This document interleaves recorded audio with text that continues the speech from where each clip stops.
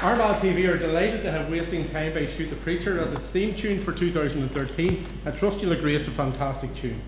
If you want to see more of Shoot the Preacher, they're playing Fibber McGee's in Dublin on the 17th of May, the Pavilion Belfast on the 18th, Fa Joe's in Lurgan on the 23rd of May, the Amplified Bar Newry 25th, and then 2 sessions on the 30th of May and 27th of June in the front room sessions in Armagh.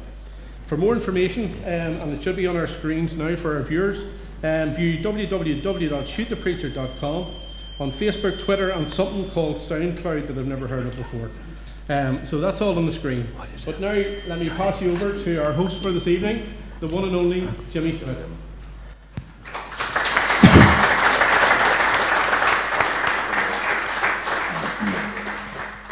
Thank you very much, Brendan, and to everyone in the hall, you're all very welcome. Lord Mayor, distinguished guests, ladies and gentlemen, we're here tonight, as has been said, a very special night. And I'd like first of all to thank the 4 sponsors who are sponsoring tonight. Diamond Recruitment, represented by Jason Corr. Celebrations Events Video, where Paul Heaney is the man in charge there. He's behind the camera tonight. Culture Night Armagh, which takes place on the 20th of September this year. And O'Hanlon and Farrell Electrical Contractors from Newry. We have a very special panel in front of us. I think it'd be true to say it's a real all-star panel. And from left, Paul McGrain, a double all-star in 2002 and 2005.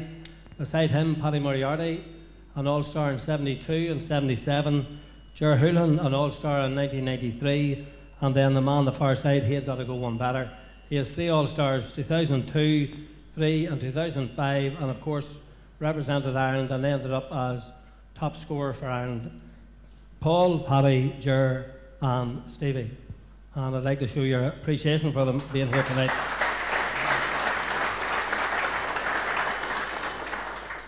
We're all looking forward to Breffni Park on the 19th of May, but before looking forward, maybe just look back a bit, in that Armagh this year in the National League and Cavan in the National League had similar fates in that they both started well and then finished off just clinging to their seat of their pants and staying in the various divisions, especially Armagh. Armagh won 2, drew 3 and lost 2, or drew 2, lost 3 and won 2, and Cavan won 3, lost 3 and drew 1. So you have a Division 2 team against a Division 3 team, which according to some people should mean an easy win, but Ulster Championship's not like that. But we talked about when Cavan and Armagh met.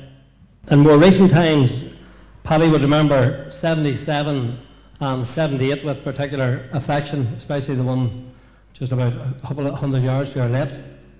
Well, I suppose, Jimmy, when we set out at the start of 1977 and the championship, at that stage, as everybody knows, you got one chance, and if you were beaten, you were out, and that was it.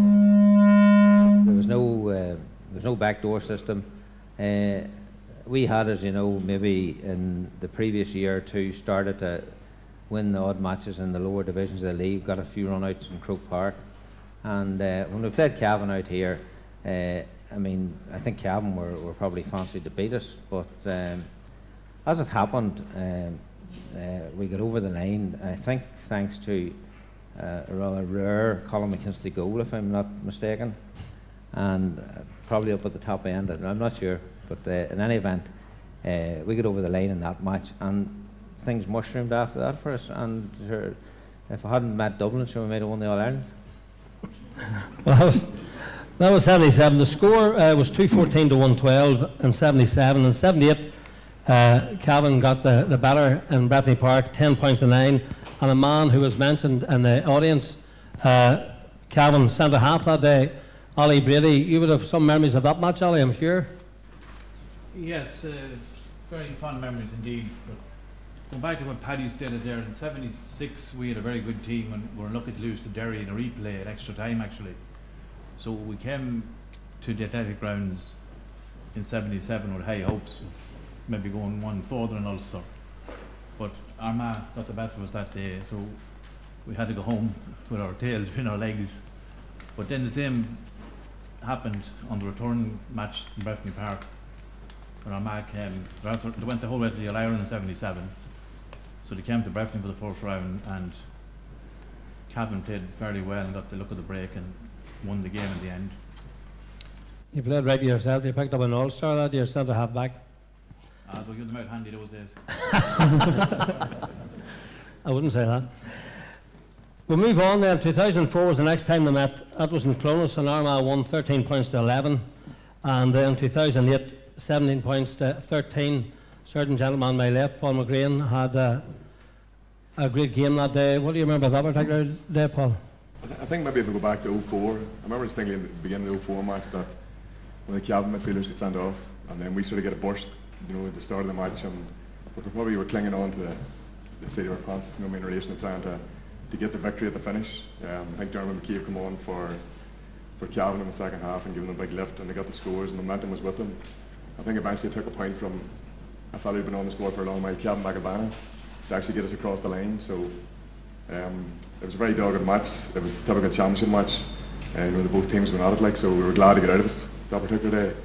In relation to 08, I suppose it's something similar to what's happening this year. The match was in Breffni Park. Again, there was an element of change in respect of Armagh. There was like a new management, and Peter McDonald was looking after the team. It was the first championship match. I suppose we didn't really know where we were. I mean, there was an indifferent league for him, but thankfully during the match, it was maybe only in the last 10 minutes that we pulled away from him. But I suppose the same thing again. Like there was no, the two teams were going at it from the start. Like, you know, I mean, there was nothing left to chance, and ultimately the scores then at the end of the game in the last 10 minutes probably seen us through with it, like, but it was very, very tight. Scores, you want to come in there, Stevie, I presume? I think it was, going back to the 2004 match, I remember playing Cavan early in the league that year. It was actually the weekend of Cormac and Allen then, and Eamon Coleman was over Cavan at the time, and I think they beat us by 19 points or something like that, in around that there, and it was an awful tank, and we had just got beaten the All-Ireland final the year before, obviously.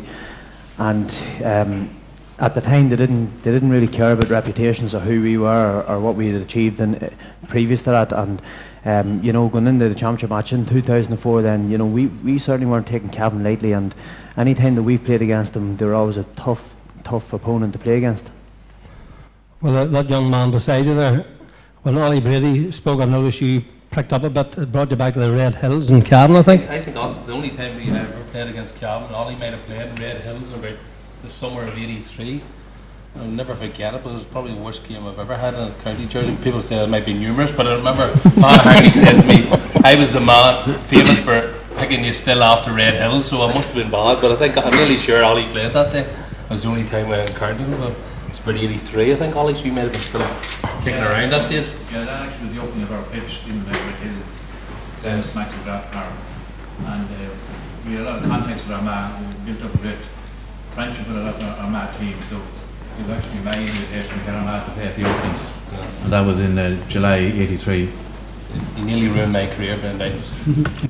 You're not a friend of down in Cavan, you know. Oh, no, I know that now. Paul used the word there in different form in the league, and then going on to win after. Is that a moment, possibly? Is that a key word this year? Would you describe in different form in the league? Steve, have you done a good description? Absolutely. You know, the league campaign this year for Armagh, from an Armagh point of view, has been, you know, very Jekyll and Hyde type. One match they're performing at a high level. The next match, you know, not so good. And you know, I suppose we can only take it from the last match. And from an Armagh point of view, you know, it was plenty of encouragement signs there in the victory over Galway, when there was a lot of pressure on the team to go and get the result. And you know, if they put in a performance like that in Breffni Park, there's every chance that they will come out with a result, but they need to replicate that type of performance and the intensity that they play with that day. Injuries were huge during the league. Is that an excuse? I know they happened, but big panel is a panel of 40. I think, Jimmy, injuries are going to be back to the game, and then obviously suspensions. You know, the last day we played without Kieran. The Galway match, I took great heart from the Galway match. I have to say, it was very much indifferent, but the second half performance against Galway, I took great heart. Particularly when Galway had come level, playing down the hill, playing with the breeze, everything was against Armagh, and they could have buckled. And you know, their form to date would have suggested that they might have. But some terrific performance, young Harold in particular, Kevin Daz, Aaron Kiernan really dug in, showed a lot of leadership, and really dragged us out a great result. And I think Armagh overall, I mean, would be happy to stay in that division. I don't think we're ready for Division 1, so certainly, you know, you'd be far worse off if you're sitting in Division 1 next year with the same level of performance. We're happy enough staying where we are. We wouldn't want to go to the division below, and I think the Galway match will give us a good fillip coming into the Ulster Championship. And yet, we could have got promoted, Paddy. There was two of the matches, I think, well, two were drew, and two lost very narrowly by a point. So we could have been in Division 1. Well, there's no doubt about it. Jimmy, Armagh could, as the league panned out, could have got promotion, could have been relegated, and I mean, I think that was the same for a number of teams, you know, and not just in the division Armagh were in, but in the other divisions as well. You know, a point here or there was deciding whether you were playing in first division, second division, or why you were stuck back in the third. I think overall, from Armagh's point of view, the league worked out exceptionally well. They could have got relegated on the last day, as Gerard said there, and Stevie, they went out against Galway, and all they could do, all that was in their own hands, was to win the match, and they did it in a fair bit of style, but it obviously took a lot of guts as well, because their backs were to the wall going into that match. I think Armagh certainly would have been happy enough to have just consolidated their position, and I think they're sitting nicely now going into the championship. It also, I think also they were able over the course of the league to give games to a lot of players who you know, have been knocking about or on the fringes of the team, and they were getting 3 and 4 games where maybe previously they were getting half an hour here, 20 minutes there, 15 minutes there, and I think that has been to the benefit of the team, particularly when they're going to go out now in a fortnight's time, and 2 or 3 people who you would class as established inter-county players are unavailable through injury, that other fellas have got I hate using these words, but they've got game time, and you know, they've won matches and they've been part of teams grinding out results to stay where they are. So overall, I think Armagh have got to be happy enough with the way the league panned out in the finish. The league that Paddy and I played in used to be played before Christmas. Some of you boys might have been in the pre-Christmas one where you just meandered about, and then the excitement sort of gathered after Christmas. But this National League nowadays is a different ball game completely. The first match might be slightly slack, but it's really a preparation for the championship. No, it definitely is, Jimmy. I was actually part of that. Well, I know Hurley was there for a fact anyway. He probably spent a lifetime playing before Christmas. But in National League games, but I was there a few times myself. No, I totally agree with you. You know, I mean, it's more meaningful now that it's all in one. You know, I mean, it's a number of months before the championship happens, and as you say, maybe there's nearly a bye ball with the first game. But I suppose the other side of that is that teams like to go and get a few wins at the start because it gives them the confidence, it gives them the cushion then that they're not looking over the shoulder to think there's going to be relegation here. But as Paddy has said, like, you know, I mean, teams right to the last 1 or 2 matches didn't know whether they were going to be in relegation, whether they're going to be in the shake-up for promotion, but automatically it's all preparation for championship, and it's all coming around very, very quickly, and it's good preparation, like. And I think from Armagh's point of view, I'd agree with the fellas that yes, there was pressure in respect of, you know, I mean, after not getting many points at the start of it, that there was a pressure to go and win, to get the points and come right down to the last day, and maybe depending on other results as well.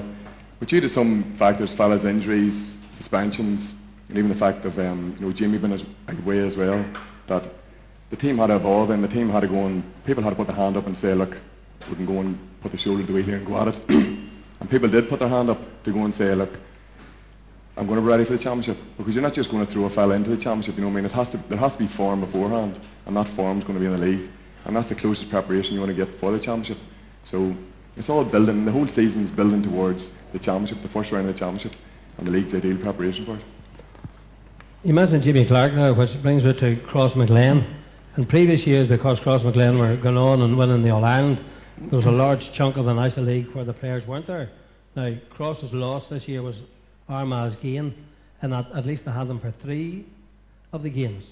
Was that a big bonus this year, Stevie, was it? I would say so. You know, Crossmaglen players are well used to winning big important matches, and you know, to have that type of player within your squad is very important, and certainly they come with confidence and arrogance about themselves, and to play with a swagger as well. You have to look at Jamie and you look at the likes of Aaron Kiernan, very comfortable players on the ball, and when they take that into the Armagh setup, you know, it gets the other boys around them more confident and comfortable on the ball as well, and you know, I have no doubt that it certainly helped Armagh this year. Well, that's a good start, so I think we'll head off our first commercial break as they say in these things.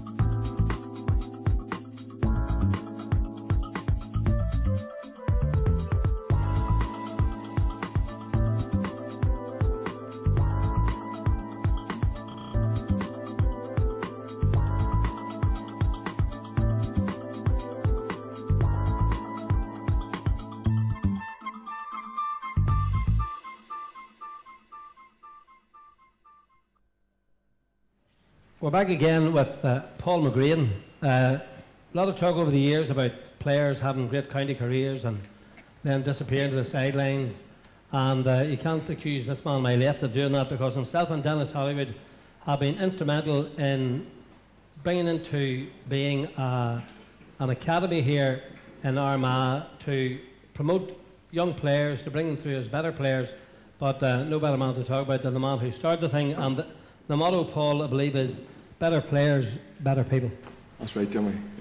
This basically is simply through the Archery Academy, and I suppose it's a number of former players, a number of former coaches who have sort of come together, and I suppose ultimately what we want to try and do is create a pathway for underage players throughout the county, irrespective of their school or their club, that they have an opportunity, like the guests, like the panels here, that to go and represent Armagh, be at minor level or be at senior level, and the ultimate goal would be at senior level. So I suppose what we hope to put in place would be like a structured pathway that these players then can go and put their hand up and grab it.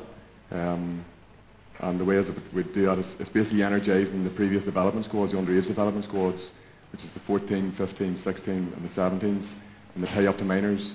And probably the other thing that we want to bolt on is that when they come out of the minor, come out of under 21, that there's like a post-senior, post-minor academy. So they're not just left to their own devices, but there's a continuation for the pathway that ultimately they can achieve the goal of playing for Armagh seniors.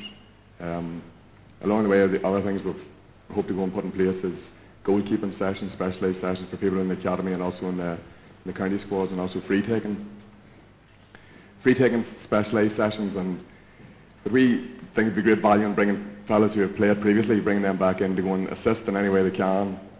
To go and help these players who have better free takers, better goalkeepers, that ultimately is going to improve them, maybe to help them, maybe to make the jump up in respect of it. And another thing that the Simply Food Archery Academy is hoping to do, and is carrying out at the minute, is providing workshops for the clubs. So the last number of Monday nights, I think under 14 was in the past Monday night, so under 12s, under 14s, under 16 and minors. There's workshops just for all the club coaches throughout Armagh that they can come in, and there's suggested sessions for what should be happening at the actual clubs. So I suppose basically there's a partnership with the schools, a partnership with the clubs. We're a small county, we want to go and maximise the resources within the county, we want everybody working together, that we're both successful in school, that's happening in St Paul's Bestbrook, St Michael's Lurgan, and also in relation to the clubs, Cross McLean's, the Leading Light, and then we want to go and translate it into Armagh, because at the end of the day, we all want Armagh to be successful and be a part of it. You have a rather novel way of highlighting Armagh's past successes and trying to encourage these young boys to create their own space in history. I suppose what we wanted to go and try and do was create like a legacy effect. And I think Armagh's first success was in All-Ireland Junior in 1926, and the most recent success was in 2010 for the National League.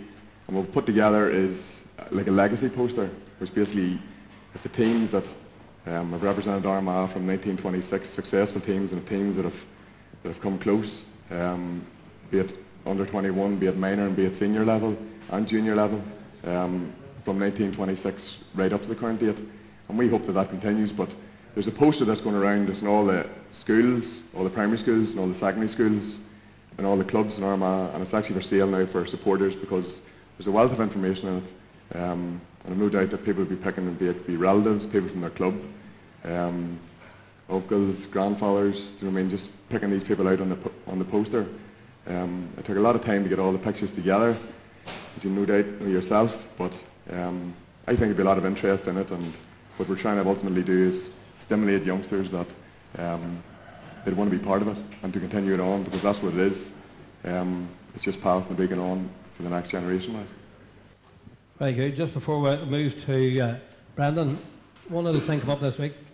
Who do you might interest yourself? Is this talk about moving minor from under 18 down to under 17? I think it would be a pity in some ways, Jimmy. I mean, manage the minors unsuccessfully before people add in there, but it's a great experience for the minors, particularly going out and particularly playing in front of the seniors. I mean, that's the real thrill in itself in terms of doing it. There is an issue ultimately about too much football and what football they get, and that's why sometimes some of the stuff that Paul's talking about in terms of the academy and workshops may be better than the full preparation of the full-blown championship. I personally think an under-20s type scheme would be much better, because you take it to minor football, I'm sure Paul Doyle's in the audience tonight, the issues you have in terms of successful school teams like Bestwood this year, St Michael's, it's getting the players back. And by the stage you want them back and want to use them, they probably had already had too much football, they need a break. And it's similar to like us at senior level when the cross players were coming back after a busy season. They just need to recharge the batteries because they have to go again. And when you play championship football, you have to play at the highest level. I think they might be over 20s now because there's less people playing football at a vocational level in terms of tradesmen, whatever everybody generally is going out of college. Maybe another 20 would bridge that gap, as Paul said, between minor, between finishing school football and under 20s and bringing into senior football, and hopefully a chance to maybe retain some ability moving forward that keeps you right. If you're not ready at 20 for a senior county team, you don't drop off the end of the world, that there's a position for you and a team there for you for a focus. So I do think it's still worth looking at, Jimmy. I'm not sure whether under 17 is the right answer, but I think there is something that still needs to be looked at.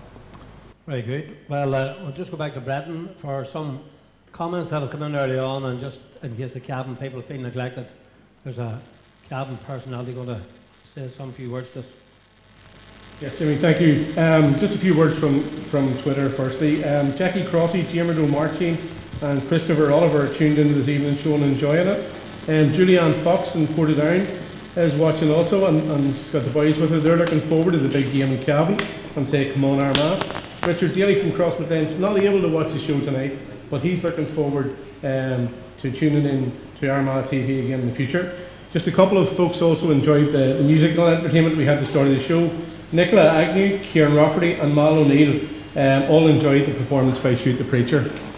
We will be going to our Cavan representatives fairly shortly, but we have had another interview today from a Cavan person, actually a Cavan man living in Armagh, none other than Cardinal Sean Brady. And we're just going to go now to the interview that ArmaghTV did with Cardinal Brady today regarding the big match.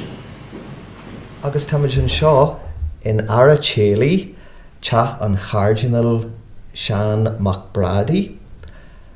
A Cardinal, what are your feelings in the run-up to the preliminary championship match on the 19th of May featuring Armagh and your own county, County Cavan? Well, dús fáilte go roimh go léir an seo go Aracheli and you. Tá anna as an bheith ag Lagopats and Clá seo.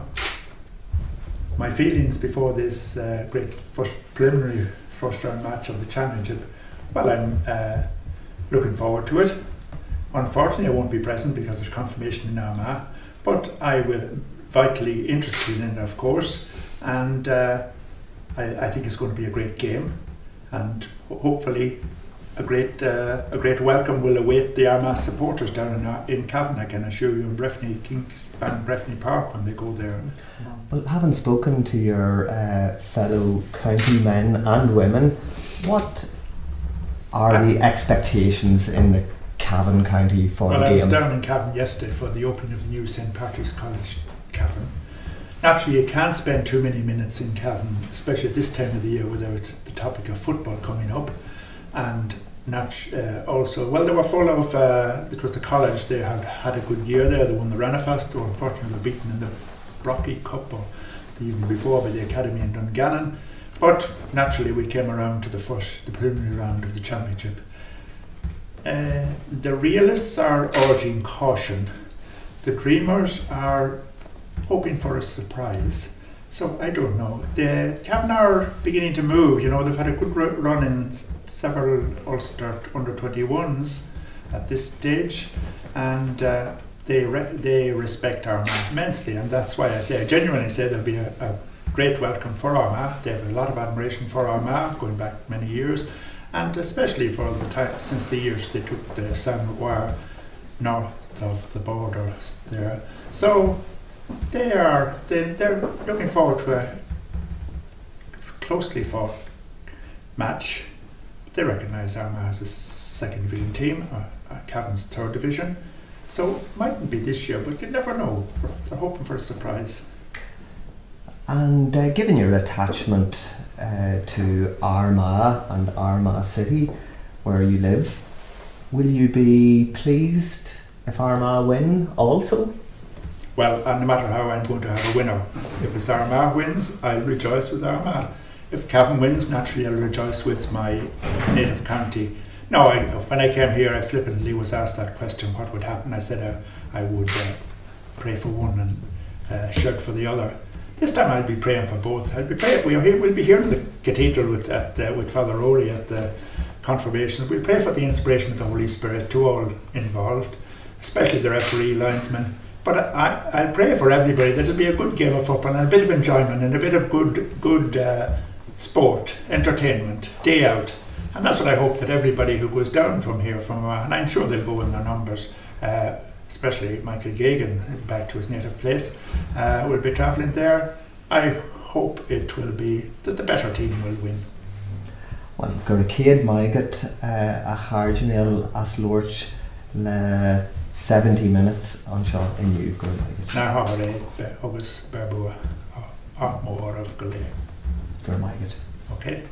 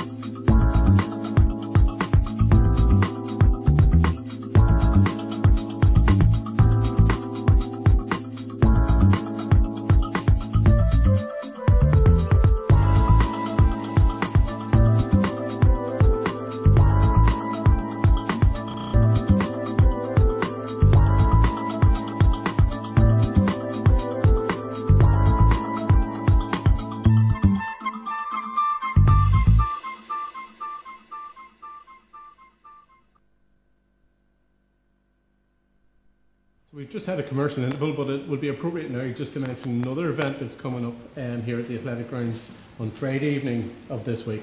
Friday evening at 7 o'clock is the Armagh Open Night. It's a chance to meet Armagh-gaa heroes, both male and female. There's a range of activities available: face painting, there's freebies to be given out, stadium tours, penalty kick competitions, prize draws and plenty of autographs to be got. Last year was a really truly successful event, and the county are keen to make it even better this year. So we're encouraging people to come out here on Friday evening and enjoy the Armagh Open Night.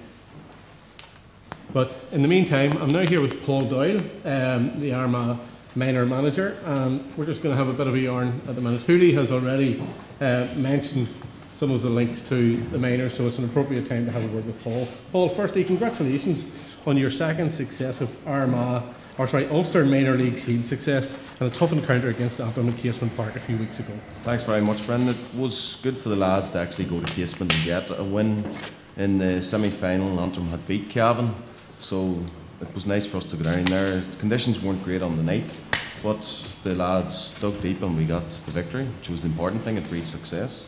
Great stuff. It's been a mixed league campaign. A wee bit of inconsistency in terms of some of the performances, particularly in the games maybe against Monaghan, where it was a Jekyll and Hyde performance in the first and second half, and also in the league game against Cavan, played at Middletown. We found the league hard this year because, as Jared had said earlier, we had the St Michael's Lurgan and St Paul's Prestwick boys coming in, and then with weather we had one of our games cancelled, so we ended up playing on a Saturday, a Wednesday and a Saturday, so we were trying to integrate the St Paul's players, the St Michael's players, and some of the boys didn't know each other, so it just took a bit of time for them to settle. So it was difficult for us as a management team, but it was very difficult for the players because they didn't know each other and they didn't know what was happening with each other. They didn't know our system because they were coming in late. But we've all that sorted now, thankfully. Good stuff, that's good to hear. I suppose some people might say that college success would lead naturally to county success. What's your feelings on that? Well, it breeds confidence with the players. They are only 16, 17, 18 years of age, so some of them do lack confidence, so this has helped them greatly. But the problem for us was that whenever they were playing for their schools, we left them alone to play with their schools because it wasn't fair on them for us to be pulling them. So whenever they're finished with the schools, they needed a bit of a break, and then when they're coming into us, as we said earlier, they didn't know each other and it just took a bit of time for them to settle. But the long-term future of Armagh should be brilliant because of the fact that St Paul's Prestwick getting the Curry final and St Michael's getting the All-Ireland semi-final, and success breeds success, and it gives the players a chance to play at a high level.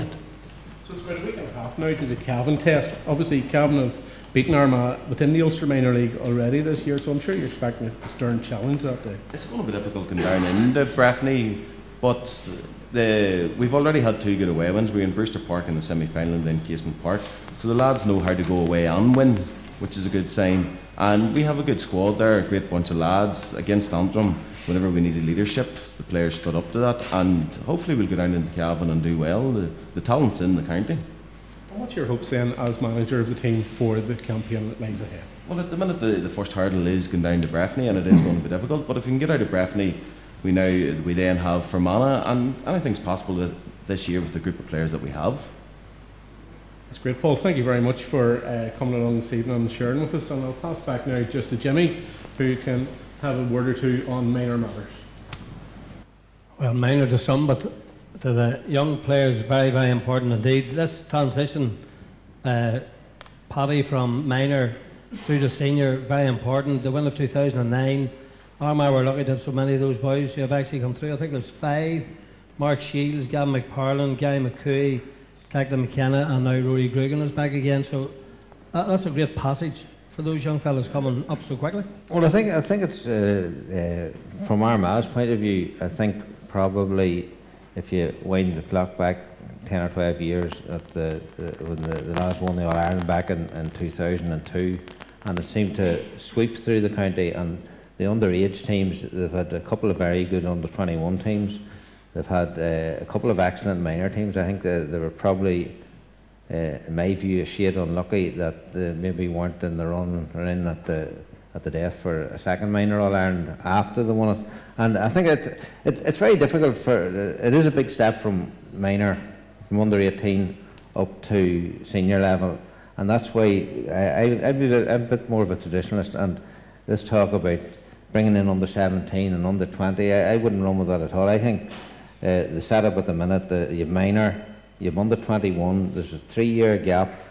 Very few players nowadays will go straight from minor into senior, because players at that age level, because of the training techniques and all the rest of it, seems to me that they're much stronger, physically stronger, and a fella coming out of minor football nowadays, unless he is exceptional, unless he's very strong and he's exceptionally good, it's going to take him 2 or 3 years. It's going to take him 2 or 3 years till he's strong enough to, basically to take the hits that are coming nowadays, because players are so strong. And like if a player hits you now, at full tilt, and I just mean just a clash of bodies. If you're 17 or 18 years of age and you're just coming out onto the minor team, you could get absolutely wrecked. So I think it's great that Armagh's underage, they've had a very successful decade, and the fact that there's 4 or 5 lads now making their way into the senior team and starting to nail down places on the senior team, now that they're 22 or 23 years of age, it augurs well. And I think the academy that Paul spoke about there is bringing more structure to that sort of conveyor belt, if you like, and I'm happy enough. That's good, Potter. Jimmy, winning a minor title there's no guarantee of success, and we've seen that in teams in the past. You know what I mean? I'm sure Paul and his team would love to win a minor title and be nothing greater, but you know, for people who are looking at Armagh, it's about producing players and keep making sure that every minor team will produce players for the future. And like, there was no better example of last year's minor team, which is a terrific minor team. It was probably the best game that was played throughout all of last year, was the match out here against Tyrone. And there's lads in that team who won't benefit from an Ulster Championship, but will definitely be able to make it in the county football in years to come, as long as they keep their heads down and whatever. So I think we've got to be realistic with it in terms of where we are. You need to get a clutch of players together, like Paul's team, you know, previously, and the all successful minor team. But if we don't win it, it's not the end of the world. It's about producing players. Well, it's interesting you mentioned that match last year. Armagh Tyrone minor match was one of the best games I've ever seen at any level. And yet Armagh lost and we're gone, and yet down the country Kerry played 3 matches in the minor championship. Now, for the one association to have 2 different rules for the same age group of players, there's something not right there, Steve, isn't it? Absolutely, and you know, that Armagh team certainly had the potential to kick on. And I suppose sitting at half time of that match last year, you would have said there's no doubt there was no way they were going to lose that game. But you know, it's not good for Armagh to be knocked out in that match and not have the second bite of cherry when you do look further down the country. And Kerry did have 3 games and come back, and Kerry went on a good run then, you know. And it's certainly something that the GA need to look at, if not the provincial councils, and try to rectify that in the coming years. But you Kerry won senior titles, Jimmy, playing 3 matches in 1 year. In reality, you know, the whole structure's wrong. I mean, we're talking about the Ulster Championship now. If you're in the other side of Armagh's draw this year, compare that with the Munster Championship, even a Leinster Championship. It's terrible. Tyrone, Donegal, Derry, down all in the one half of one championship. Never mind the other. It doesn't make sense. Don't knock it at the minute. No, but it doesn't make sense. I'm just talking about in the confines of, we have Cork and Kerry, and then whoever's beat gets a second chance. You know, it's just a gift through to August. I think in relation to minor, Jimmy, there's definitely an anomaly there. Like, you know what I mean? If it's the same All Ireland minor competition, you know what I mean? It's the same provincial competitions, but I mean, you get a second bite of the cherry if you're in other provinces. Like, it'd be absolutely crazy. So it is like. And I suppose not only in minors is there anomalies, but also in the global fixture list in relation to the Gaelic. But probably getting back to the point that you mentioned about, you know, the 2009 minors, and they're talking about last year's minors as well. Ultimately, what you really want is each year that there's a conveyor belt, that there's people coming through. That's what you really want. Like, and you don't need to go to a minor final, or you don't need to go to an Ulster final. Like, but there's definitely confidence if you're winning championship matches. I mean, like, but the bigger picture of it is you want fellas coming through each year. I mean, whether it's the team's successful in a minor or whether it's not, because there's definitely fellas on that panel or on that squad that are going to play a future at senior level with Armagh, and that's what you want, and that's what you want to go on to nurture as such. And is there danger of bringing too many through at the one time? Is it better to bring blood a couple and have the big fellas taking these hits that Paddy wants these young boys protected from? No, Paddy's right. Like, you know, I mean, I can only speak from, you know, my own experience. Like, I think the 2 players that stand out in my mind that went straight from minor to senior was Diarmuid Morrison. I think he played maybe minor 1 week and then he played senior the following week, you know, in the same championship, and the other one was a club mate of mine, Paddy McKeever. But it's the rarities what it's like, you know what I mean? And what you're ultimately trying to do is increase percentages. You want to increase the percentages that when fellas finish minor, that they're going to have the opportunity in senior. So it is going to take a period of time, because the level of training that is up now, that you have to be in, I mean, you have to be in good physical condition as a starting time. Clarky's another one as well that would have made the breakthrough a bit quicker than most. But one of the reasons why them guys were able to make the breakthrough was because they were physically strong enough at that age, and also if you look at the players that had around them to protect them as well. So that was one of the reasons that them 3 players in particular came through quicker than most. You wouldn't like to say who protected them? Stephen. Well, who protected me when I came in? But hopefully on that point, Jimmy, that's, like, you know, I mean, we're talking about the academy earlier on, but hopefully that is going to facilitate that. You know, I mean, that when fellas, you know, I mean, when they finish minor, then that they're not just, you know, I mean, left to handle their own canoe as such. Like, I mean, if there is a structure in place for them, that they have the opportunity to come on through then, like, because that's ultimately what we want, like, you know. You boys have been through a different type of training than Paddy and myself, you know, as we sort of retained our youth for longer. Is there too much emphasis now on the physical aspect of it? And when you compare the amount of injuries that you boys pick up compared to, I hate to use the word our day, but there just seem to be a plethora of injuries all the time. Did you use a sore leg in your day, or was it hamstrings? Or? Hamstrings in our days were 2 a penny in the butchers. So no, I'm only no, Jimmy. I would say that the level of training now is that. I mean, it's as close to professional sports in Ireland. I mean, it's in comparison to what rugby fellas are doing. It's in comparison to what professional sports people are doing. Like, I suppose you always have to come back to, you know, I mean, a balance in respect to it. But probably when things get to a level, it's very, very hard to pull them back. I mean, like, and everybody's always trying to push on. I mean, for that wee angst that they talk about, like, I mean, is that going to be the difference? Like, but at the end of the day, I suppose when you come back to, it's a game of football, like, and that's what you want the fellas to go out there, and you want them to be in the best shape possible so they can go and produce, let their talents come out. So I don't know where the whole thing is going to go eventually, but it's going to keep, you know, I mean, people are going to try and keep pushing the boundaries with it. Like, whatever professional teams, whatever they're going to do, well then the Gaelic is very, very progressive. They're going to try and advance themselves, be it sports science, be it whatever it is, to go and give them as best shape as they possibly can be, and that's what they want, because that could be the difference between the 1 point defeat or the 1 point victory. But everybody imitate winners. You know, they'll all do what Donegal did last year. They did, you know, they went to Armagh after Armagh went to Armagh in 2002, you know. So they'll all imitate the winners, and the level will just go one way. But the unfortunate thing is you having to make a commitment now in terms of early mornings, late nights, and weekends, and it's a solitary life. But that's why careers are maybe a lot shorter now than they were previously. We get to play it a whole lot longer in our days, Jimmy, as you know. But you know, nowadays with injuries and hits and everything else, but also as well the social side of it, you know, where you have to really commit yourself to it. And that's where I see the problem for young players coming up. It's not an ability; it's about giving the commitment. And we are, you know, if you look at Armagh football, commitment is shown from the South Armagh players first and foremost, and the North Armagh are not producing the same level of players in terms of commitment, and it's reflected in their county teams. And I think that's one thing we need to look at as a county.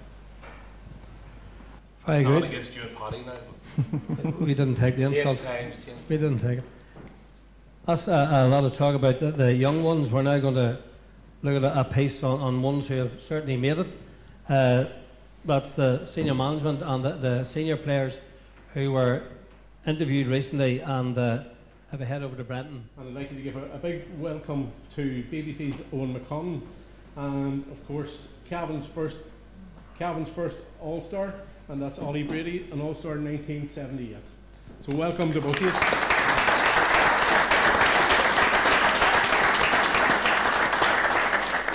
Owen, if we could just start with a wee word to yourself. Calvin had a great 4-point victory here in the McKenna Cup earlier in the year. Wearing your Calvin hat, would you be hopeful based on that for the 19th of May? Yeah, obviously we're very hopeful. I suppose every year at this time people think, you know, this could well be our year, and some year we'll be right. It's a big task for Cavan, but there's a great feel-good factor, I think, in the county at the moment. The success of our under-21 teams over the last 3 years, and a minor championship success thrown in there as well, has given the county a new lift, because we haven't had success at senior level obviously since 1997. So there is a belief definitely in the county that we have the players. I know some of the guys on the panel talked about the Armagh Jekyll and Hyde League. Well, that was certainly the case in Cavan. They went out and they obliterated Meath and Monaghan in the league section, and both of those got to the final. And then games that you'd expect them to win, they didn't. In fact, if you look at the very last performance against Roscommon, it was abysmal to say the least. But if they can pick up the positives from the mistakes that they've made, it's going to be very difficult to intertwine, I think, the younger players into the senior panel, because it's a very difficult transition from underage to senior level. I suppose the one question that a lot of people have been asking this year, realistically, the team that beat Donegal, in the Ulster under-21 final, how many of those players would be real contenders for starting championship places at senior level, and the reality is not very many. So just because you have ultimate success at underage level doesn't necessarily mean that it's going to transform itself into senior level. But look, hopes are high. It's the first round of the championship. It's a big task. It's great any day that Armagh comes to town. Remember the last time they were there, packed house. So I'm expecting the same again. Ollie, building on the under-21 success over this past 3 years, who are some of the up-and-coming stars in the Cavan ranks? Well, they contested the last 4 Ulster finals and won 3 of them. We have, unfortunately, Garrett McCarran, he's out for the year. He was our big leader. We have a few great up-and-coming players, but as Owen alluded there, it's very difficult to make the transition straight in. We look at Galway's after winning 2 All-Irons in the last 3 years. I think the 4 that panel involved, you know. So maybe in a year or 2 to go, we should be able to step up and command the place on the senior team. As I say, Garrod is going to be a big loss to us. He was the captain, the driving force there. He got one of these common injuries. He's gone for the year, so obviously that's a big blow to us. But I'd say in 2 more years' time, we have a lot of guys coming up, the likes of Turlock Mooney from my own club, he's in his 3rd year at under-21 level. He's showing great promise. He's performing well with the club, and I think he's in contention now for a role in the senior team in the forthcoming match against Armagh. So to both of you then, Terry Hyland has made steady progress in his management with Cavan, but how can Cavan win the game against Armagh on the 19th? Well, play the best they've ever played, I would have thought. Obviously, they must concentrate on their own positives. You know, a lot of people go out and they concentrate on what the opposition have to offer, and we all know what Armagh have to offer. They're a balanced side. They finished the league campaign extremely well. They went to Mullingar, I think they scored something like 17 points. They scored 21 points against Galway here in the last game. I had the privilege of watching them 3 times this year, and I have to say I've been very impressed with them. Cavan will have to go out, concentrate on their strengths, on their own strengths. They have loads of ability within the squad. If they're not intimidated by the occasion, which I don't think they will, and some of the panel also mentioned earlier on, when you get into the habit of winning ways, you know, if that can be transposed. And you know, you have people also like Killian Clark, who's just come out of mine, or Barry Riley. These guys are certainly beginning to make an inroad into the senior team. It's going to be tough for them, but the answer to your question is, if they can go out and, regardless of the result, that if supporters, the players themselves and the team management can say when they walk off the field of play, these guys have given their all, that we'll be happy with that. So you're not giving much away there, Owen, in terms of the tactical aspect. Ollie, can you help us out with a bit more? He's not going to give an awful lot away either. I was in the bookies about 2 months ago, and I seen Cavan at 16-1 to win the Ulster Championship. So that's all I'm telling you. So there you have it. That's the Cavan angle. And at this stage, I think we'll go to a commercial interval, and we'll come back and we will have some more in terms of some footage from the Armagh management and players. But thank you very much. We'll go to a break now.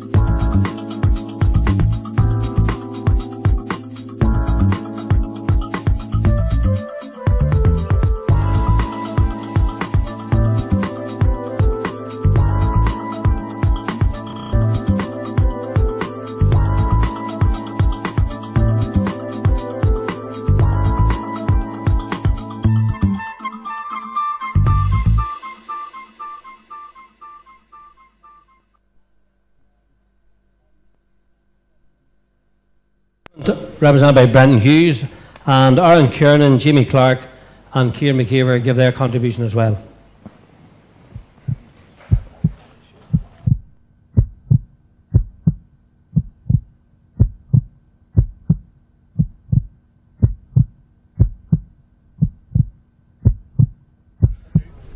Okay, so 2 weeks before the championship begins, and we've got 3 of the guys here in Brennan from the management team.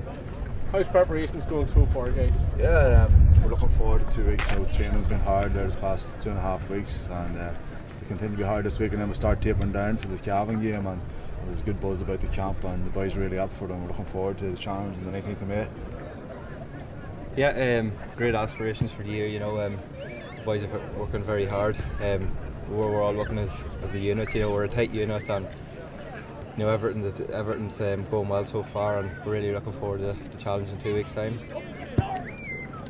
Yeah, well, I think it's a new squad, new management team, and it's exciting times, and that we feel that we're starting to build a new side with its own identity, and our first test really is going to be 2 weeks' time against Cavan, and it's one that we're really looking forward to. And like I say, we've finished the league campaign positively. We've worked really hard since then, and it's the business end of the season coming through now. Brendan, in the pre-league campaign, and also after the Galway game, you came out with the same statement, and everything's about the Cavan match. Is that still the case? Well, totally. It's all about championship football, and the boys have applied themselves. They've done everything is asked of them so far. Today was, I suppose, the last public outing before that game. It was important to get through here without any knocks or niggles. Everybody got a run out, and well, it's a big day for the club. It was a more serious matter for ourselves now. We can now go away, and we have a fortnight to fine-tune the preparations, and hopefully we'll have it right on the day this day 2 weeks. Cavan's going to provide a stern challenge on the day on the 19th of May. Well, totally. The Cavan have home advantage that day, and they've obviously, it's well documented, they've a lot of young players coming through with a winning habit, but we have a lot of players here of very, very high standard and very, very high ability, and we have every belief in ourselves going up there. We're going to Cavan to win the game. We'll attack the game, we'll attack the championship, and we'll see where it takes us. And in the 2 weeks prior to the championship then, man, what's it like in terms of preparations for yourselves as players? Yeah, it's just, you know, have to look after ourselves every after getting the proper food on board, you know, getting proper fluids in the system, you know, and you know, it's asked of us at training, we've got to do it, we've got to recover well after the training sessions, and you know, it's just a bit fine-tuned at this stage, and you know, it's up to every man to have that honesty among himself, to prepare himself properly for the 19th of May. And it was a useful outing today then, here at Dorsey Emmett. Yeah, again, I suppose this year as a group there's an excitement, you know, the boys meeting up, and I think even leaving the trainings after working hard, you know, that the boys are going home in better form, and you know, raring to go for the next night. So again, very positive, and you know, things are going well. So good atmosphere in the camp at the Mindar. There is, yeah. I think today sometimes the pitch openings can be tame enough starts, but I think once our changes, we'd made a few changes, and the pace picked up a bit in the game, and I think you could see a better reflection of what we would hope to reduce in come championship, both with and without the ball, and how we want to move it, and how we set us up whenever we don't. So from our point of view, it was a public outing in front of everyone here, but we know ourselves that we'd have plenty to work on over the next 2 weeks in training. But the good thing about it is that we know what we're setting out to do, we know how to do it. It's just a bit fine-tuning it that bit more. And one last question then, Brenton, between ourselves and the 4 roles here, can you tell us the team now? God, I cannot. Sure, said there was a few injuries and one thing and another there, you know, and these 3 boys have obviously staked the claim for a place in the team, so we'll have to go home and review it.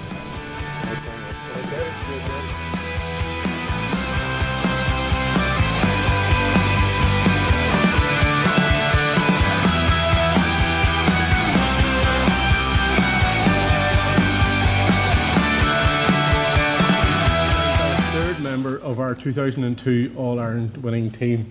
I'm here with John McEntee. John, when it comes around to this time of year, do you ever think about getting your boots back on?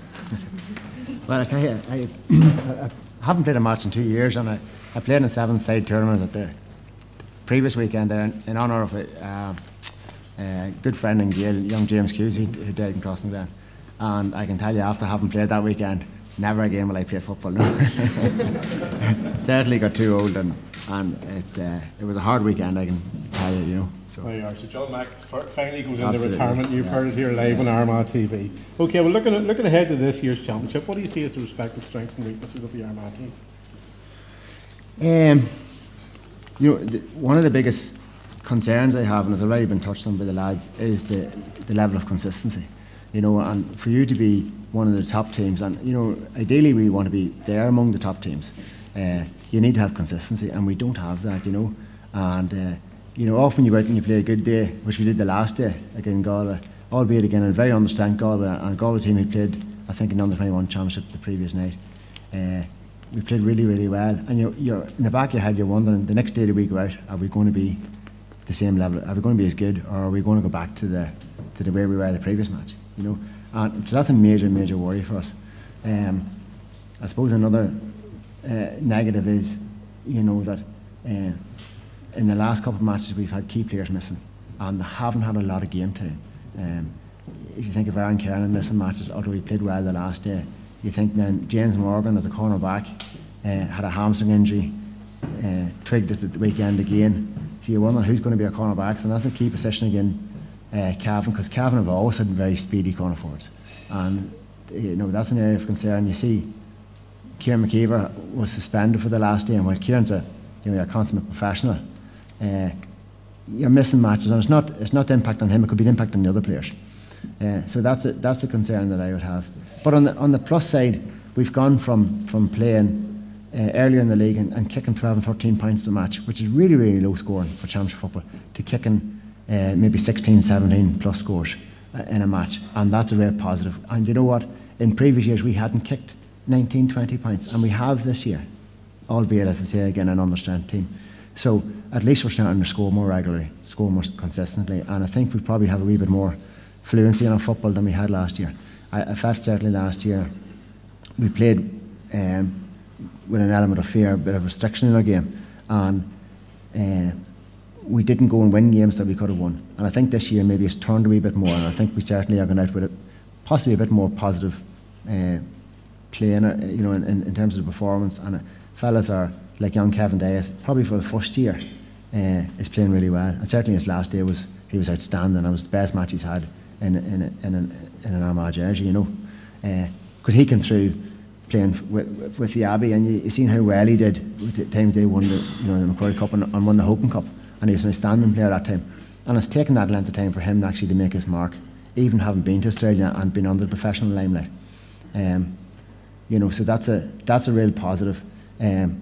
It's exciting to have Jamie around. We all know how good Jamie is.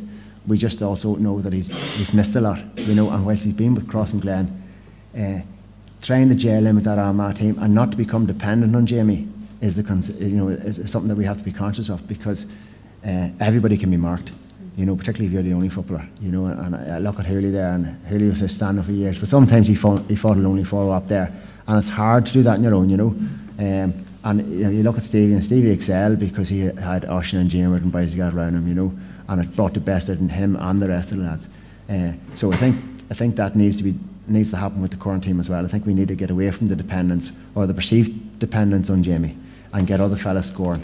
You know, because I suppose if you reflect even on the Cross scenario, Jamie was an outstanding footballer for Cross and Glen, but he wasn't always the top scorer, you know. And with Armagh, he actually is one of the top scorers, and that shouldn't probably be the case. You know, we have a lot of good talent in the county, and it's about harnessing that. And you know, not to finish on a negative, but I think there's guys within the panel who are playing within themselves, and who probably we could get more out of. I think we'll play against teams who play above themselves and who will be absolutely delighted with their performances. I think far too often we go out and we undersell how good we are, and you know, even though we win, we're maybe not as elated as we should be. And just looking at it from a wider perspective, who do you suggest might be in contention within Ulster and within the All-Ireland Championship this year? Well, you have your regulars, you know, yeah, like who would dare ever rule out Kerry? The way they came back at the end of the year and held their place into the first division. So you have to say, whilst they're possibly on the way down, or certainly in rebuilding phase, and there would be lacking maybe a few new forwards, they're going to be thereabouts. Cork are never far away. They're a huge, big physical side, you know. You have the Mayos of this world who are thereabouts, whether they ever get across the line or not, who's to know. You have Kildare, and you have the outstanding team, in my book anyhow, is Dublin at the minute. And then obviously, you know, Tyrone, who you often wonder, are they that good? But you know they just can't beat them. You know, they're very, very difficult to beat. They're just, you don't know how good they are though, you know, sort of way. And then Donegal, they're an unknown quantity at this stage really. It's incredibly difficult to do back-to-back All-Irelands, and they've found that to their cost probably in the National League by maybe not going through the same level of intensity and work rate that they've had in the previous year. But they're the same teams up for grabs. Derry's sort of kicking at the back of them, and you know, in reality, ourselves and the likes of Cavan and Down and Monaghan, I'm sure they would feel are maybe the tier below at this stage, and we just need something special probably to bring us up to that level, you know. John, thanks very much for having a word with us this evening. Just going to move across to your left, and we're very privileged this evening to have our Lord Mayor of Armagh, Sharon Haughey-Grimley, with us tonight. Sharon, it's great to see you back at the athletic grounds here in Armagh. I know we were present a few weeks ago whenever a young Nathan Carter played centre field in Armagh, so it's great to have you back tonight. How do you enjoy that event? Yeah, that was a great night here at the athletic grounds. I don't think we've had as warm of a welcome for a midfielder since the day of Paul McGrain. So Nathan certainly went down very well here, and it was a great night out for the whole family. I know I came here with my parents and my sisters and fell in with club members. I come from Graham and fell in with Johnny Murray. He's over 70 years of age. He enjoyed it. Whenever I went out to the pitch, there was children as young as 4. They're dancing on the pitch along with teenagers and all age groups, and it was really a night for everybody, and it was a GAA night, but it also was an opportunity to open our grounds here to welcome people from the non-GAA background here, and I hope that they'll come back and witness a match here, because that's really what's very special in the athletic grounds. We all look forward to that happening in the future, definitely. With all of your duties as Lord Mayor, do you get to see much football these days? I do, yes. I'm a very proud Gael, and it's one of my #1 priorities, especially in our household. You can't get away from it. And I have the privilege as Lord Mayor to attend the championship match as Lord Mayor, so I'll enjoy that day as VIP, because in a few weeks, the next match I'll probably be back in the terrace, so I'll enjoy the good while it comes. Great stuff. Just looking ahead of the game, who do you think is going to win?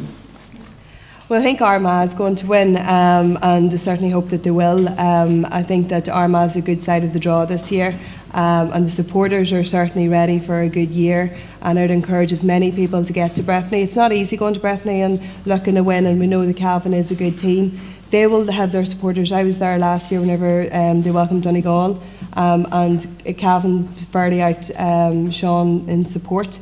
So it's important that Armagh get behind their team and come out and cheer on, because that's going to add to the match atmosphere too. But I'm confident that Armagh can take Cavan, and I hope we'll have a good championship season this year. Thank you, Lord Mayor, for being here this evening. It's obvious now that there will be some people wanting to have a yarn with you after the show is completed, to see if there's any way they can get into the VIP against Cavan too. But thanks a million for being here.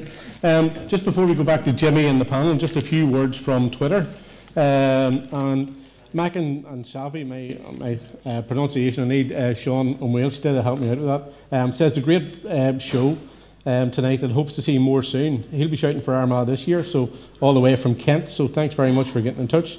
Seamus Savage is enjoying the banter between the panel tonight, and he's a great word to say about the mac and teas. There you are, John. Conor Mallon from the Greens is also tuned in tonight. It's good to have you with us. Just a few more. Niall Hockin is watching in Derry McKesh, and he's especially enjoying the legendary Paddy Moe. There you are. Okay, so Leo Laverty from Sean Tracy's enjoying the programme too. He's also hoping for a big performance on Saturday from our hurlers against Down, and obviously we wish them very well. Becca Linton was in touch on Twitter, and we're delighted that he's tuned in too. Leif Thornbury from Clonagale's enjoying the wise words of our panel of legends. And Cian Laverty says Paddy Moriarty is talking a bit of sense regarding transition from minor to senior. So there you are. Just a wee plug that's coming in Twitter as well. Ballymacnabb Round Towers TFC are holding a Tux Ulster GAA Championship on Friday the 17th of May. There are special guests on that night. The panel are sitting and tentative here in case they are going to be named here, but they're not. It's Tony Scullion, Pat McEnany, Ronan Clark and DJ Kane. So you guys have a night off that night. So please go along and support Valley McNabb's venture there. Thank you very much. We'll now go back to Jimmy, who's going to have a chat with the panel. Thank you very much, Brendan. A lot of sense talk down there. One point that John McEntee said, it's all about scoring. And Armagh have Jamie, as has been mentioned, Kevin Das, and John made a very good point about if you're watching Jamie all the time, then some of the other boys need to come in. And then on the Cavan side, you have their two boys, which are Cian Mackey and Martin Dunn. So the big players are there to be watched on both sides. Are they the main men? Are they the big actors in this? Absolutely. You know, you look at Armagh throughout the campaign, and I've been very impressed with the amount of scores they've been putting up in matches. But at the other end of the scale, I've been disappointed with what they're conceding. So, you know, what has been maybe Armagh's strong point over the past decade or so is their defence, and they seem to be leaking a lot of scores at the minute, which could be their Achilles heel going into the championship. And I suppose if they can maybe brush up on leaking goals, they'll have a better chance.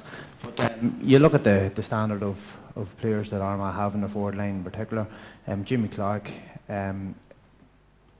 tipped to be one of the top 5 forwards in the country, certainly one of the most exciting forwards in the country, and can very, very clinical in front of goals as well. And Kevin Das coming in with 5 points against Galway in a half forward role, and it's unheard of nowadays that a half forward actually can score 5 points and often play as well. And for Armagh to progress, they will need that type of performance on a more consistent basis, as John spoke about earlier on, from the likes of Kevin. Tony Kearnan's another player that I would expect a wee bit more consistency from this year in the championship. That he's got the potential and the capability of going on and kicking scores from play and from frees, and you know, hopefully this year will be the summer that'll really kickstart Tony's career in an Armagh jersey.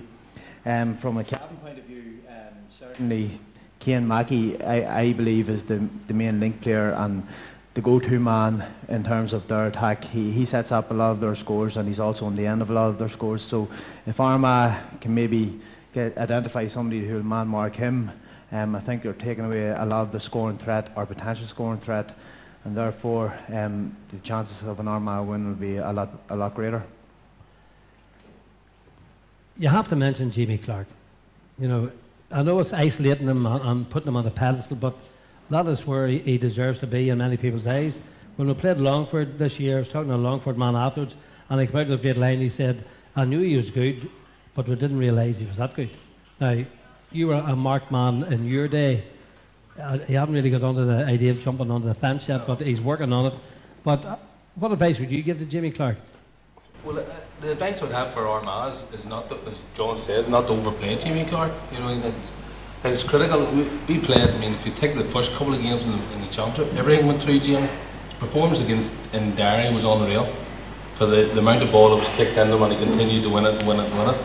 But it's not going to happen forever and a day. I mean, we're now into the championship where players are fitter.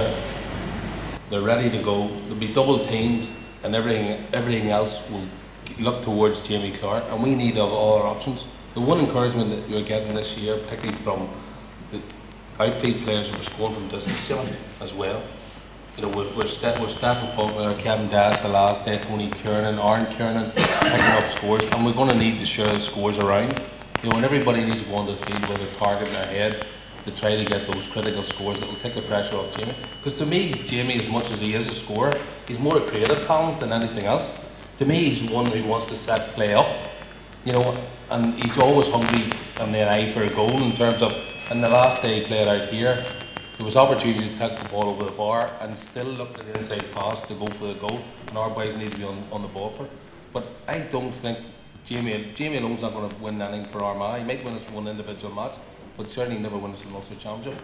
And Armagh need to make sure that they don't overplay him and let him settle into the game as he can, and then everybody share the load. Defence was described as the Achilles heel. Both defences, actually, both Cavan's and Armagh, could be described as their Achilles heel as a forward and defender yourself. What would you be doing about that? Well, I suppose if you just go back towards the league, where in Armagh's case in particular, they were putting more emphasis on attack. Somebody mentioned earlier there that it was unusual for a half hour to score 5 points.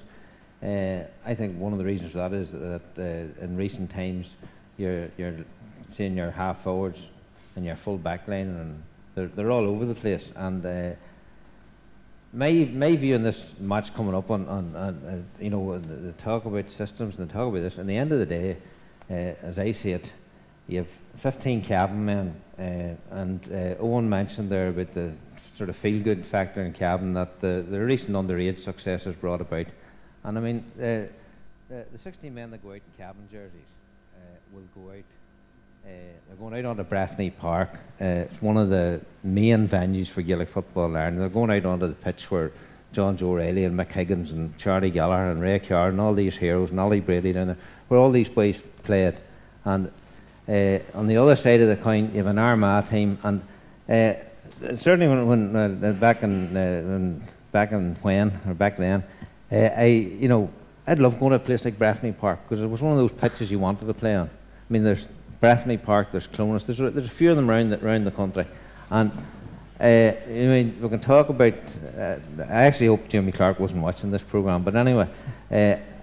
I think you're just going to have two teams going at it. It's the opening day of the championship. Hopefully it'll be a good day weather-wise, and you'll get a sort of an atmosphere around Cavan town, and the two teams will go at it. And in the end of the day, the team that wants to win the match most will win it. But as Owen again said, at the end of the day, if either team, the team that loses can come off and say they give it their best, well, their supporters can't really argue. I think it's an opening game of a championship. But I just hope that the two teams go at it, and they go out and try to win the game, as opposed to trying to stop the other team winning it. And then I think we might get the championship off to a great start. Well, we'll leave the last word then to the man who Armagh picked up 7 Ulster championships between 1999 and 2008. Paul McGrain has handed the cup more than most. Midfield, huge area. Is that Armagh's secret to winning this game? I would say that middle eight is the secret for either team to go and win the game, and then ultimately, because you're talking here about the forwards, like, but you can't win games unless the ball's in the forward line. So you've got to win the ball, it's either primary possession or scrapping for whatever way you can around the middle. Like, it's not 8 players, like, and I suppose the one has mentioned it before is a big loss with George McKiernan in respect of Cavan. I think the word from Armagh is that, you know, I mean, there's a doubt about Kieran Toner, which would be a significant loss, but as Paddy talks about, you know, when the ball's thrown up, that's it, the two teams go at it, like, and invariably you find that the team with the majority of possession in midfield that can use it well, that's the team that comes over the line with, like. But I would agree with Paddy. I hope that the two teams do go at it, like. I mean, there's arguments for either team to be victorious with it. I hope the referee lets them play, and hope then that Armagh can progress with it, like. That's what we all want, like. But and it's a good championship game. Well, one word from each. Who's going to win preliminary game of the championship? Stevie? Armagh me 3. Gary Neville there with your laptop. Well, Armagh is shaded. I think Breffney holds no fears for Armagh because they've played a lot of games away. If you take it, their most successful periods playing away from home anyway. So I think it's no disadvantage playing away from home for Armagh. So I think Armagh win it. But Gnarly? Paddy? I think Armagh win. Last word. Just hope Armagh wins. Well, that's the view from the panel. I'd like to thank you all for coming here tonight, especially Owen and Ollie coming into enemy territory, but Owen's a more than welcome visitor here. We'd like to thank everybody at home for looking in. This is the first salvo fired in this year's Ulster Championship. So on behalf of everyone here in the athletic grounds, thank you very much, and good luck on the rest of the season. Thank you.